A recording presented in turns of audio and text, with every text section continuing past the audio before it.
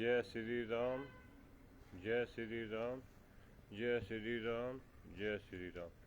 प्यार से बोले जय श्री राम, श्रद्धा के साथ बोले जय श्री राम, समर्पण के साथ बोले जय श्री राम, प्रेम से बोले जय श्री राम, जय श्री राम, जय श्री राम। जीवन भर बोलते रहे जय श्री राम, जय श्री राम। जीवन भर जपते रहे, जीवन भर जपते रहे जय श्री राम, जय श्री राम, जय श्री राम। सभी बड़ों को, सभी बुजुर्गों को, सभी सम्मानित व्यक्तियों को, सभी गणमान्य व्यक्ति को हमारी श्रद्धा से, प्रेम से, समर्पण से, विश्वास से, सर झुकाकर हृदय से जय श्री राम, जय श्री राम, जय श्री राम, जय श्री राम। बच्चों को ढेर सारा प्यार, बच्चों को ढेर सारा प्यार। हमारे लिए बस यही पर्याप्त है, इससे आगे कुछ नहीं चाहिए। जय श्री राम, जय श्री राम हमने मुख से बोला, जय श्री राम, जय श्री राम आपने सुना। हमारे लिए बस यही पर्याप्त है, इसके अलावा और कुछ नहीं चाहिए। कोई इच्छा, कोई चाह, कोई ज़रूरत नहीं है, बस हमारे लिए यही पर्याप्त है। जय श्री राम, जय श्री राम मुख से बोलना, जय श्री राम, जय श्री राम मुख से जपना। चलो आज एक बहुत अच्छी टॉपिक पे चर्चा करते हैं। जय श्री राम, जय श्री राम। जिसका सभी को भय रहता है, आज उसके बारे में बात करते हैं। जिसका सभी को भय रहता है, जो उसके चाहने वाले हैं उनको भी भय रहता है, जो उससे प्रेम करते हैं उसको भी भय रहता है, जो उसके सगे संबंधी या रिश्तेदार है उनको भी भय रहता है। अगर उसका नाम भी सुन ले, जय श्री राम, जय श्री राम, जय श्री राम भी कहते रहिए। अगर नाम भी सुन ले तो नाम से भी दिल कांप जाता है, रूह कांप जाती है नाम सुनने से भी। समझने का प्रयास करें। देखिए, नाम में भी इतना भय पर्याप्त है कि अगर हम नाम भी सुन ले उसका तो अंदर तक दिल कांप जाता है, पैरों तले से धरती निकल जाती है, मन भयभीत हो जाता है, कांपने लगता है नाम से भी। अगर सामने आ जाए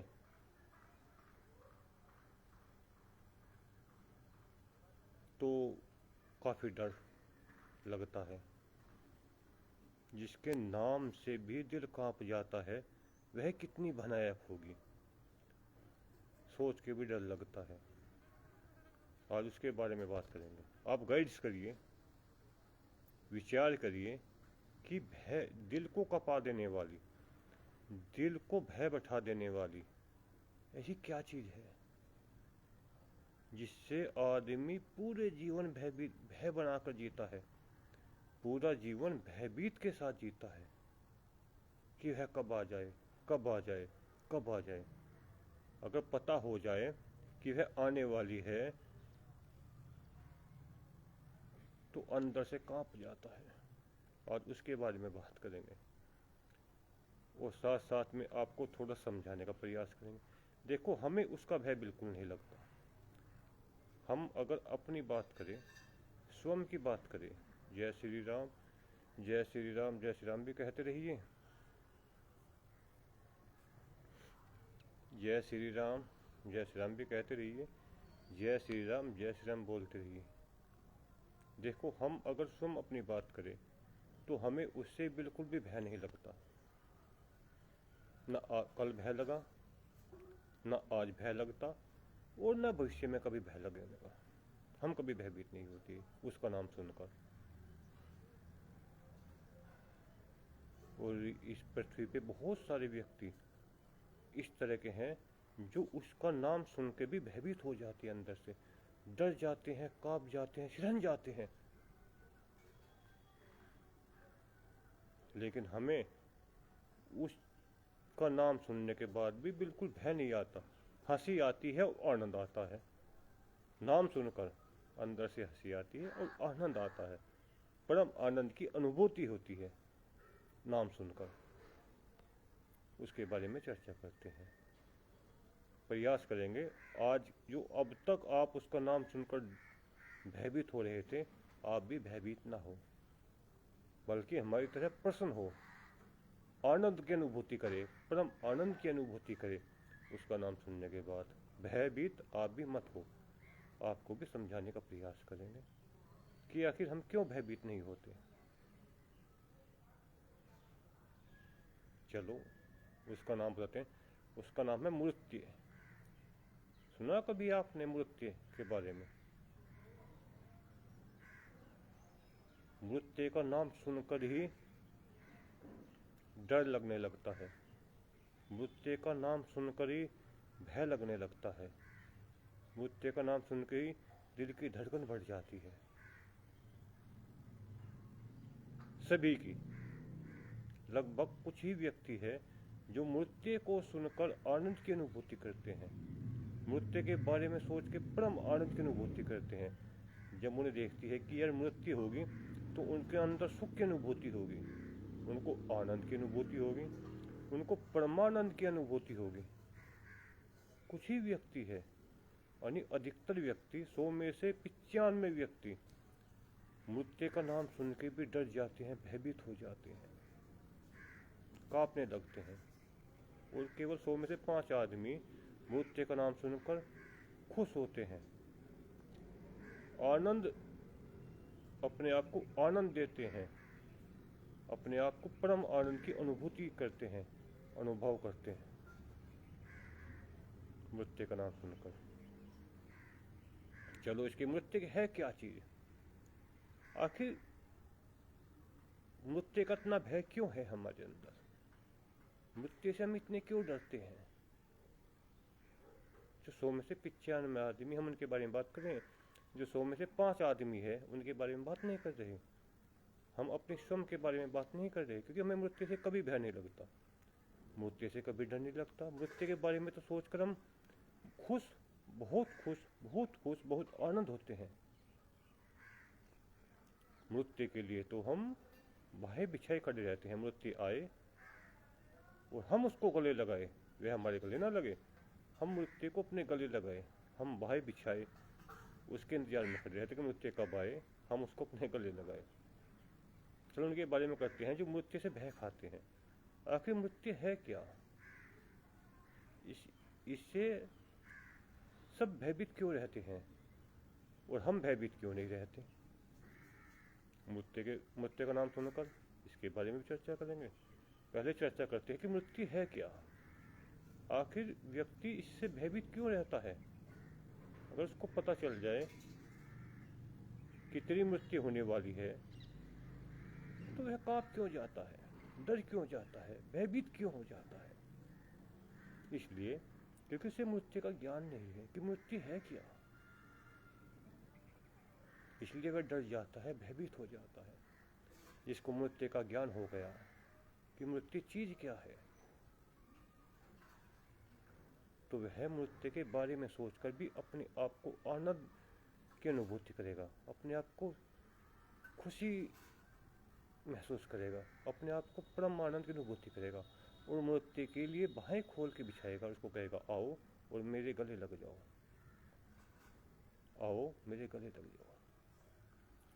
मृत्यु है क्या? चलो इसके बारे में चर्चा करते हैं आपसे। जय श्री राम, जय श्री राम, जय श्री राम भी बोलते रहिए, प्रेम से, श्रद्धा से, विश्वास से और समर्पण से जय श्री राम, जय श्री राम भी कहते रहिए। मृत्यु है क्या? देखो, हम इस शरीर को अपना मान लेते हैं। ध्यान से सुनिए, फिर दोबारा आपको समझाने का प्रयास करते हैं और ईश्वर से प्रार्थना करते हैं, परम पिता परमेश्वर, दया के सागर, सारे जगत के स्वामी ईश्वर, जो हम बात कहना चाह रहे हैं अपने मुख से, आप सभी को इतनी कृपा करें वे हमारी बात को समझने का प्रयास करें। अगर वे समझ नहीं पा रहे तो ईश्वर आप उन पर कृपा करें, उन पर कृपा करें, उन पर कृपा करें, उन पर कृपा कृपा करे, उन पर कृपा करे, वे बात हमें समझ जाए। इस जन्म में ना समझे, अगले जन्म में समझे, उससे अगले जन्म में समझे, चाहे इस बात को समझने के लिए उनको कितने भी जन्म लेने पड़े, लेकिन ईश्वर तुम्हारी कृपा से ये बात उनकी समझ में आ जाए। चाहे किसी जन्म में आ जाए, चाहे कितने ही अनंत जन्म उनको लेने पड़े, लेकिन यह बात आपकी कृपा से उनकी समझ में आ जाए। इस जन्म में नहीं तो किसी भी जन्म में उनके समझ में आ जाए। ईश्वर से ऐसी कृपा है, ऐसी प्रार्थना है। जय श्री राम। जय श्री राम भी कहते रहिए। चलो मृत्यु के बारे में बात कर रहे थे हम। मृत्यु किसको आती है ये समझिए पहले। मृत्यु इस शरीर को आती है। हम इस शरीर को अपना मान लेते हैं, इसलिए हम मृत्यु से भय खाते हैं। फिर दोबारा समझने का प्रयास करिए। इस शरीर को हम अपना मान लेते हैं कि ये शरीर हम है, इसलिए हम मृत्यु से भय खाते हैं, मृत्यु से डरते हैं। मृत्यु का नाम सुनकर ही अंदर से कांप जाते हैं, भयभीत रहते हैं, क्योंकि हम इस शरीर को मान लेते हैं अपना, जबकि शरीर अपना नहीं है। आत्मा आपकी अपनी है, समझिए। आप इस शरीर को अपना मानते हैं। 95% व्यक्ति, 100 में से 95% व्यक्ति शरीर को अपना मानते हैं, इसलिए वे मौत से भयभीत होते हैं, डरते हैं, घबराते हैं। 100 में से 5% व्यक्ति इस शरीर को नहीं मानते, वे आत्मा को मानते हैं कि मैं आत्मा हूँ। हम सब कहते हैं कि ये जो शरीर है ये हम है। इस शरीर का जो नाम दे दिया, जो भी नाम रख दिया, वह हम है। ये आंखें, नाक, कान, किडनी, फेफड़े, हाथ, पैर, मस्तिष्क, बुद्धि वगैरह जो भी चीज़ हमें दिखाई दे रही है हम है, जबकि नहीं। आप एक आत्मा हो। आप ये ना कहो कि हम शरीर है। आपके मन में जब यह भाव आ जाएगा कि मैं शरीर नहीं हूं, मैं एक आत्मा हूं, तो आपको मृत्यु का भय लगने का ही नहीं। हम जब भी अपने आप को देखते हैं तो हम ये सोचते ही नहीं कभी, ये अपने आप से कहते ही नहीं कभी कि हम शरीर है। नहीं, हम कहते हैं हम एक आत्मा है। मृत्यु का भय खत्म। जहाँ एक छोटी सी बात देखो, बहुत छोटी सी बात है, अगर छोटी सी बात आपकी समझ में आ गई तो आप कभी भी मृत्यु से भयभीत नहीं खाओगे। जय श्री राम। जय श्री राम। एक काम करो, मका तुम चले जाओ जी। जय श्री राम। हाँ जी, मैं कह रहा आप चले जाओ, कभी गड़बड़ी कर दे कुछ बच्चा। जय श्री राम। जय श्री राम। मैं कह रहा आप चले जाओ, कभी गड़बड़ी कर दे। मैं कुछ नहीं कर दी, तुम जो वो भी एक काम है, ये भी एक काम है, दोनों ही काम है। पहले वो काम निपटवा लो, जरूरी काम है। आप जाओ, गिनका लो, गिनका दो, पैसे वहीं रखे, वहीं से उठा कर दे दियो। जय श्री राम। जय श्री राम। जो इस शरीर को अपना मानता है वह मृत्यु से भय खाता है, और जो अपने आप को एक आत्मा मानता है कि मैं तो एक आत्मा हूँ, वो मृत्यु से भय खाता ही नहीं। और हम अपने को ये शरीर नहीं मानते, हम अपने को आत्मा मानते हैं कि हम तो आत्मा है। और आत्मा अजर, अमर, अविनाशी है, इसकी कभी मृत्यु नहीं होती। जिसकी मृत्यु नहीं होती, इसको मृत्यु कैसे आ सकती है? विचार करिए। जय श्री राम। जय श्री राम बोलिए। देखिए, जब आत्मा अजर और अमर है और आत्मा की कभी मृत्यु होती ही नहीं, तो फिर मृत्यु किसकी आएगी? इस शरीर की। और शरीर आप हो नहीं, आप तो एक आत्मा हो। शरीर तो मात्र ये माध्यम है, शरीर तो मात्र माध्यम है उस परमात्मा को पाने का।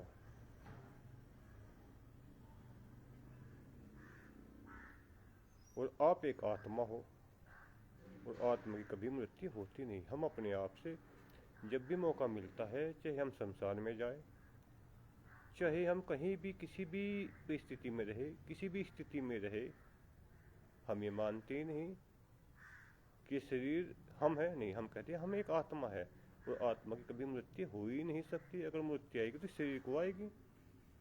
अब शरीर के बारे में थोड़ी चर्चा करते हैं कि शरीर है क्या, इसको भी समझने का प्रयास करेंगे। देखिए, जब आप पैदा हुए तब शरीर आपका कैसा था, फिर आप 5 साल के हुए तब आपका शरीर कैसा था, फिर 10 साल के हुए तब शरीर कैसा था आपका, फिर 15 साल के, 20 साल के, 25 साल के, 30 साल के, 40 साल के, 50 साल के, अधिकतम वर्ष बढ़ाते जाइए तब आपका शरीर कैसा था। देखो, 1 साल से लेके जितनी भी आपकी आयु है, 50 साल, 40 साल, 30 साल, 20 साल, 80 साल, 90 साल, 100 साल, 110 साल, अधिकतम, इस शरीर में कितने परिवर्तन आए। जब 6 महीने का था तब कैसा था, 10 साल का हुआ तब कैसा था, 20 साल का हुआ तब कैसा था, 50 साल का हुआ जब कैसा था। अपने शरीर के बारे में सोचिए।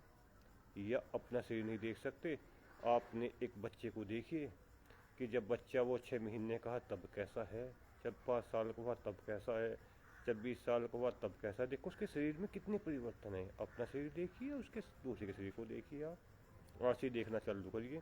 कोई 6 महीने का बच्चा है या 1 साल का बच्चा है, 5 साल का बच्चा है, उसको देखिए ध्यानपूर्वक, किसके शरीर में कितने परिवर्तन आएंगे। हर साल परिवर्तन होता जा रहा है।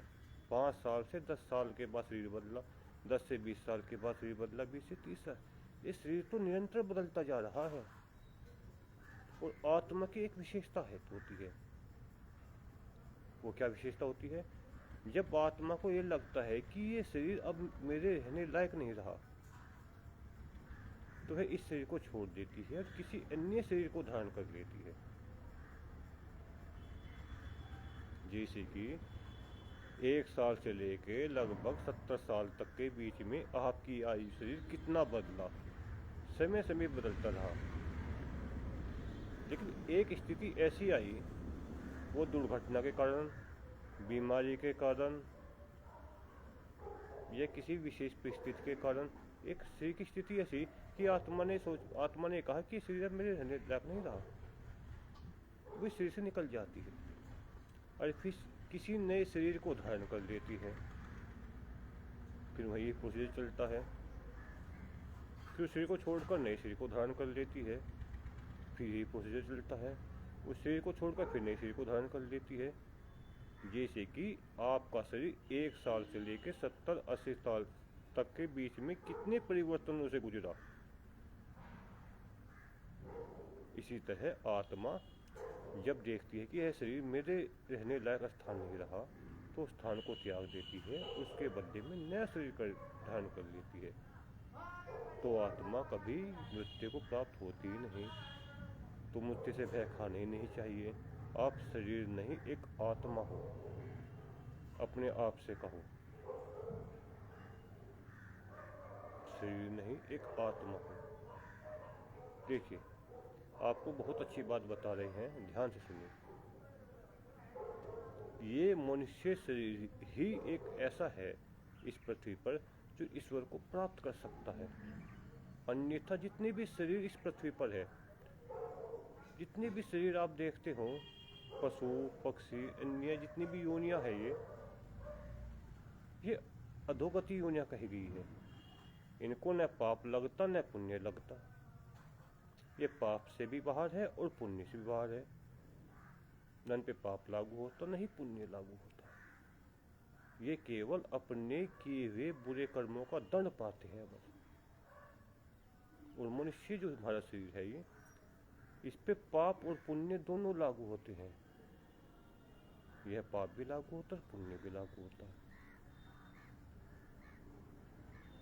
और इस मनुष्य शरीर से परमात्मा को पाया जा सकता है, अन्य किसी शरीर से परमात्मा को नहीं पाया जा सकता। मनुष्य शरीर से ही परमात्मा को पाया जा सकता है। इस आत्मा को परमात्मा के धाम तक ले जाया जा सकता है। तो इसलिए हम बार बार कहते हैं, जय श्री राम, जय श्री राम, जय श्री राम का जाप करिए। जय श्री राम निरंतर जपते रहिए। जय श्री राम, जय श्री राम, निरंतर कहते रहिए। ये शरीर आपके लिए, शरीर तो आपका माध्यम है।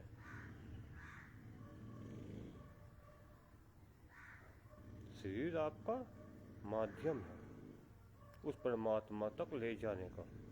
और जब तक शरीर आपके साथ है तब तक मुख से जय श्री राम, जय श्री राम, जय श्री राम, जय श्री राम कहते रहिए। जब तक शरीर आपके साथ है, ये जो जब तक ईश्वर का देवा माध्यम शरीर आपके साथ है तब तक जय श्री राम, जय श्री राम, जय श्री राम बोलते रहिए। जय श्री राम, जय श्री राम जपते रहिए। मृत्यु से बिल्कुल भयभीत मत होइए, बिल्कुल भयभीत नहीं हुई, क्योंकि आप शरीर नहीं एक आत्मा हो और आत्मा को मृत्यु आ ही नहीं सकती। तो फिर भय किस चीज़ का? अगर मृत्यु आएगी तो आपके शरीर को आएगी, वो सिर्फ मृत्यु शरीर को आएगी। वो कैसे? आत्मा स्वतः ही इसको छोड़ देती है। जब आत्मा देखती है कि मुझको इस शरीर में नहीं रहना, ये मेरे रहने लायक स्थान नहीं रहा, उसके शरीर में घुटन महसूस होने लगती है, अपने आप को वो आत्मा इस शरीर के अंदर बेचैनी महसूस करने लगती है, तो स्वतः ही शरीर से निकल जाती है। बस आत्मा जी, इससे आगे और कुछ नहीं है। तो आत्मा की जरूरत है कि आत्मा कब तक इस शरीर के अंदर रहे, वो आत्मा की स्वेच्छा है। और आप एक खुद आत्मा हो। अपने आप से कि मैं आत्मा हूँ, जब तक मेरी इच्छा है जब तक मैं शरीर में रहूँगा, जब मेरी इच्छा नहीं रहेगी मैं शरीर को स्वतः ही निकल जाऊँगा। आपको पता भी नहीं चलेगा कि इस शरीर से आप कब निकल गए और अन्य शरीर को आपने धारण कर लिया। उस शरीर से कब निकल गए, फिर अन्य शरीर को धारण कर लिया। इसलिए जय श्री राम, जय श्री राम, जय श्री राम कहते रहिए। जय श्री राम, जय श्री राम बोल रही है। मृत्यु से कभी भी भयभीत मत होइए, न मृत्यु से डरिए, न आपकी कभी मृत्यु हो सकती है, क्योंकि आप शरीर नहीं हो, आप एक आत्मा हो। अपने आप से एकांत में जाकर अपनी मन को, अपनी बुद्धि को, अपने दिमाग को समझाइए कि मैं एक शरीर नहीं हूँ। मैं इस शरीर को तुम अपना मान चुके हो, इसलिए आप मृत्यु से भयभीत रहते हो, मृत्यु से डरते हो, मृत्यु का नाम सुनकर थर थर कांपने लगते हो। क्यों भाई? आप शरीर नहीं हो, आप एक आत्मा हो। और आत्मा इस शरीर में जब तक रहेगी जब तक शरीर ही उसके रहने लायक रहेगा, और जब उसके रहने लायक नहीं रहेगा ये स्वतः ही उससे निकल जाएगी। जय श्री राम, जय श्री राम कहते रहिए। जय श्री राम, जय श्री राम बोलते रहिए। आज हमारा टॉपिक यही था आपको कि मृत्यु के भय से बाहर निकालने का। देखो, हमें कभी भी मृत्यु का भय नहीं होता, कभी भी। जब से हमने ये जाना कि हम शरीर नहीं, हम आत्मा है, और हम जब तक ये शरीर हमारे लायक है तब तक हम इसके अंदर रहेंगे, नहीं तो इसे छोड़ के उन्हें अन्य शरीर धारण कर लेंगे। जब से मृत्यु का हमको कभी भय नहीं रहा, न अब है, न कल था, न आज है, न अब है। अब बैठे बैठे हमको मृत्यु हो जाए, आने वाले कल में मृत्यु हो जाए, किसी भी स्थिति, किसी भी परिस्थिति में, किसी भी कारण से हमारी मृत्यु हो जाए, हमें कभी भय नहीं लगता, न हमें डर लगता, न हम भयभीत होते, क्योंकि हम आत्मा है। और आत्मा इस शरीर में तब तक रहेगी तब तक वो उसके रहने लायक स्थान है, और जब रहने लायक स्थान नहीं रहेगा इस शरीर को छोड़ देगी। इसलिए जय श्री राम, जय श्री राम कहते रहिए। देखो, आप बचपन से कितने अच्छे भोजन करते हो, कितने अच्छे वस्त्र पहनते हो। देखो, तुमने कितने अच्छे अच्छे भोजन किए, इस शरीर को दिए, कितने अच्छे अच्छे वस्त्र इस शरीर को दिए, अच्छे अच्छे भोजन खाए, स्वादिष्ट भोजन खाए, अच्छे अच्छे बिस्तर पे सोए आप, अच्छे अच्छे आपने वस्त्र पहने, इस शरीर को अच्छे से अच्छा दिखाने के लिए आपने पता नहीं क्या क्या किया।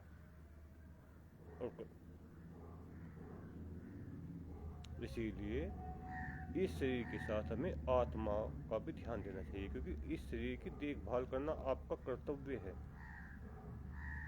इस शरीर को अच्छा भोजन देना, अच्छे वस्त्र देना, अच्छा माहौल देना, अच्छा वातावरण देना आपका कर्तव्य है। इसीलिए आत्मा का भोजन परमात्मा का नाम है और आप एक आत्मा हो। जब भी आप जय श्री राम बोले, जब भी आप जय श्री राम जय श्री राम, शरीर के बारे में कल आपको लगभग 10 बजे के आसपास बताएंगे शरीर क्या है, इसकी ज़रूरत क्या है। आज तो आत्मा का विषय है, इसलिए हम विशेष ध्यान आत्मा पे कर रहे हैं। कल को लगभग ठीक 10 बजे आपके शरीर के बारे में बताएंगे कि इसकी ज़रूरत क्या है, ये कहाँ से हमें मिलता है, ये हमें कैसे मिला है, क्या इसकी जिम्मेदारी है, कैसे इसको स्वस्थ रख सकते हैं, क्या इसके हमें लिए करना चाहिए। ये कल आपसे चर्चा करेंगे शरीर के बारे में, आज आत्मा के बारे में चर्चा कर रहे हैं। इसलिए आप आज मृत्यु के बारे में चर्चा कर रहे हैं। कभी भी मृत्यु से किसी भी स्थिति में भयभीत मत होना, अभ्यास करना धीरे धीरे, कुछ सालों में, कुछ महीनों में, कुछ हफ्तों में, कुछ घंटों में, कुछ जन्मों में। हो सके ये बातें आपकी जन्म में समझ में ना आए, भाई देखो अगर आप अभ्यास करोगे अपने आप से, रोज की 10 मिनट ये कहोगे कि मैं शरीर नहीं आत्मा हूँ, मैं शरीर नहीं आत्मा हूँ, हो सके 2 घंटे में आपकी बात समझ में आ जाए। मैं शरीर नहीं आत्मा हूँ, शरीर नहीं आत्मा हूँ, शरीर नहीं आत्मा हूँ। अगर ये हो सके आपको इस बात को समझने के लिए 2 महीने लग जाए, 2 साल लग जाए, अभ्यास करना पड़ता है। अच्छी बातों को सीखने के लिए अभ्यास करना पड़ता है, अध्ययन करना पड़ता है। बुरी बातें तो स्वतः ही दिमाग में आ जाती है, इनके लिए अध्ययन नहीं करना पड़ता। देखिए दारू पीना कौन सिखाता है, स्वतः सीख जाते हैं आदमी। दिलबाग, सफल, अर्चित, मुर्गा, मांस, मच्छी, कहीं विद्यालय खुले हुए हैं कि चलो भाई इस विद्यालय में दिलबाग खाना सिखाएंगे आपको। देखिए आपने, हमने तो कोई नहीं देखा आज तक कि चलो भाई ये विद्यालय खुला है, इसमें अपने बच्चों को भेज दो या आप आ जाओ, आपको दारू पिलाना, मुर्गा खाना, मांस मच्छी खाना, अंडे खाना, सफल पीना, सिगरेट पीनी, बीड़ी पीनी आदि कार्य सिखाएंगे नहीं। अवगुण स्वतः ही आपके अंदर आ जाते हैं, दूसरे को देखकर कुछ शौक में आ जाते हैं, कुछ दूसरों को देख के आ जाते हैं, कुछ दूसरे में सिखा देते हैं।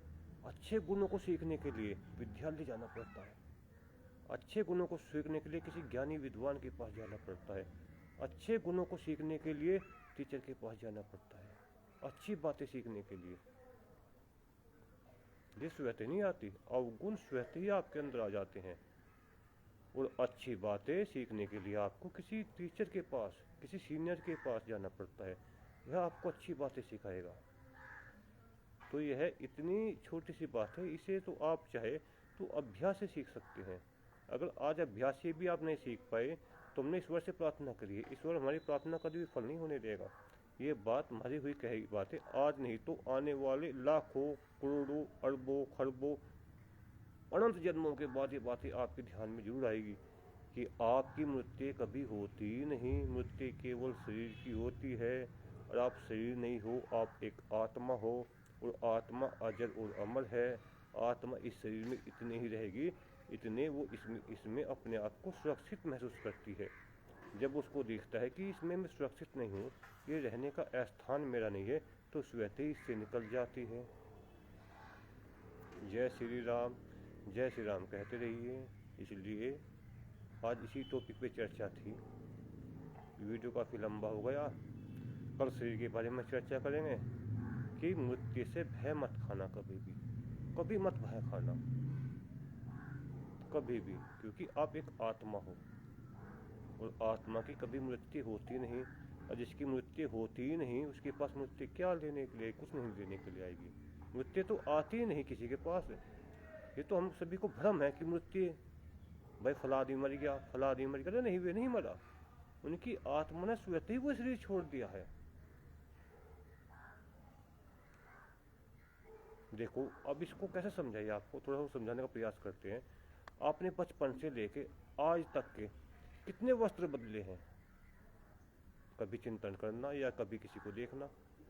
जब तुम 6 महीने के थे जब तुम्हारे वस्त्र कैसे थे, फिर तुम 5 साल के हुए जब तुम्हारे वस्त्र कैसे हैं, फिर तुम 10 साल के हुए फिर जब तुम्हारे वस्त्र कैसे हैं, फिर तुम 20 साल के हुए जब तुम्हारे वस्त्र कैसे हैं। 1 साल से लगभग 70 साल की आयु तक तुमने कितने वस्त्र बदले, क्योंकि वे वस्त्र तुम्हारे लिए छोटे रह गए। भाई तुम 5 साल के थे, शरीर आपका छोटा था, शरीर का विकास हुआ, शरीर बढ़ा, तो आपको वे वस्त्र पहनने में दिक्कत होने लगी, परेशानी होने लगी, तो आपने वे वस्त्र त्याग दिए।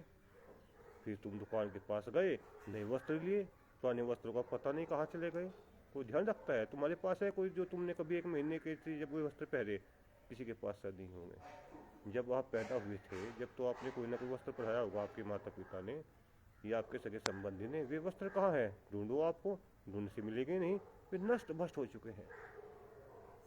तुम्हारे कितने वस्त्र नष्ट भ्रष्ट हो चुके हैं जो तुमने पहने। तुम हर साल वस्त्र बदल देते हो। जैसे कि हम जब कोई वस्त्र हमारे काबिल नहीं रहता, वो छोटा पड़ जाता है या किसी अप्रिय घटना के कारण वो वस्त्र फट जाता है, तो हम उसको बदल देते हैं, उसकी जगह नया वस्त्र लेते हैं। ठीक ऐसे ही आत्मा का संबंध है। तो जब देखती है कि जैसे हम देखते कि वस्त्र मेरे काबिल नहीं है, ये वस्त्र मेरे पहनने लायक नहीं है, तो हम दुकान के पास जाएंगे और नया वस्त्र ले लेंगे। नए वस्त्र जितनी हमारी जेब में पैसे हैं उसके हिसाब से। भाई दुकान पे तो काफ़ी वस्त्र रखे हुए हैं, एक से एक महंगे वस्त्र रखे हुए हैं, लेकिन जैसी हमारी सामर्थ्य है, 1000 की, 2000 की, लाख की, 2 लाख की, 3 लाख की, जितनी भी है उस हिसाब से वस्त्र ले लेते हैं। वही ठीक आत्मा का कार्य होता है। आत्मा जैसे इस शरीर से हमने कार्य किए, अच्छे बुरे, उसी हिसाब से उसको नया शरीर मिल जाता है। जैसे हम दुकान पे गए, हमारी एक जूता वहाँ 500 रुपये का है, एक जूता वहाँ 5000 रुपये का है, एक जूता वहाँ लगभग 20,000 रुपये का है। हमारी जेब में तो 500 रुपये हैं, तो हम तो लगभग 500-700 का जूता पहनेंगे ना। कोई 50,000 का जूता कैसे पहन लेंगे जब 50,000 हमारे पास है नहीं। ये ठीक आत्मा पे लागू होता है कि हमारी जो आत्मा है, जैसे हमने इस शरीर से कर्म किए, अच्छे या बुरे, उसे ऐसा शरीर मिल जाता है अगला जन्म भी। जय श्री राम बोलते रहिए। इसलिए आज इसी टॉपिक पे चर्चा थी कि मृत्यु से मत डरो, मृत्यु से भयभीत मत हो। मृत्यु कभी किसी की होती नहीं। ये आत्मा स्वतः ही इस शरीर को छोड़ देती है। जैसे आप पुराने वस्त्र को त्याग कर नए वस्त्र धारण कर लेते हैं, ऐसे ही आत्मा इस शरीर को त्याग कर जब उसके रहने लायक ये शरीर नहीं रहता, दूसरा नया शरीर धारण कर लेती है आपके कर्मों के अनुसार, जैसे आपने कर्म किया। इस शरीर के महत्व के बारे में, ये शरीर हमको कैसे मिला, कहाँ से मिला, क्या इसकी जिम्मेदारी है, इसके बारे में कल आपसे चर्चा करेंगे। तब तक के लिए जय श्री राम, जय श्री राम, जय श्री राम।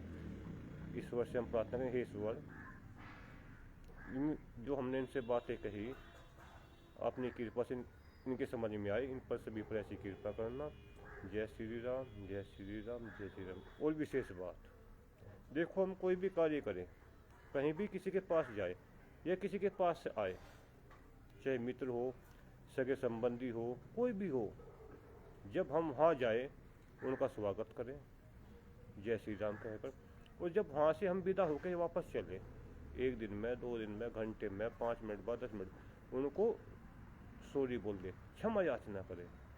आपके शब्दों से, आपके भाव से या आपके किसी प्रकार से उनको कष्ट हुआ हो तो उनके लिए आप क्षमा याचना जरूर करें। ये हमारा कर्तव्य है कि हम जहाँ भी जाए, जिसके पास भी जाए, उनके पास जाकर उनको अभिवादन करें, और जब वहाँ से विदा हो तो उनको क्षमा बोलें। इसीलिए हम भी क्षमा बोलते हैं। जय श्री राम, जय श्री राम। इस लोक में या परलोक में जहाँ तक हमारी भावनाएं जा रही हैं, अगर हमारी भावनाओं से, हमारे शब्दों से किसी को कोई कष्ट, कोई परेशानी, कोई दुख हुआ हो, तो उन सभी से हम सर झुकाकर हृदय से, प्रेम से, श्रद्धा से, समर्पण से क्षमा याचना करते हैं, क्षमा याचना करते हैं, क्षमा याचना करते हैं, क्षमा याचना करते हैं। वे हमें क्षमा करें, क्षमा करें, क्षमा करें, क्षमा करें। आप सभी से भी क्षमा याचना। क्षमा मांगने से कभी व्यक्ति छोटा नहीं होता।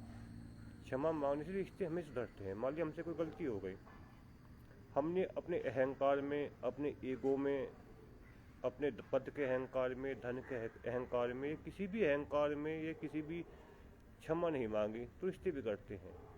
हमारी गलती हो ना गलती होती, आप क्षमा मांग लोगे तो अपने आप को अच्छा महसूस करोगे, अगला भी अच्छा महसूस करेगा। तो क्षमा मांगने से कोई छोटा बड़ा नहीं होता। क्षमा मांगना हमारा कर्तव्य है, हमें क्षमा मांग लेनी चाहिए। गलती है तब भी, और नहीं गलती है तो रिश्तों को थामने के लिए, रिश्तों को सुधारने के लिए क्षमा मांग ले। क्या दिक्कत है? कोई दिक्कत वाली बात नहीं है क्षमा मांगने में। अरे क्षमा करे, कोई छोटे थोड़े ना हो गए।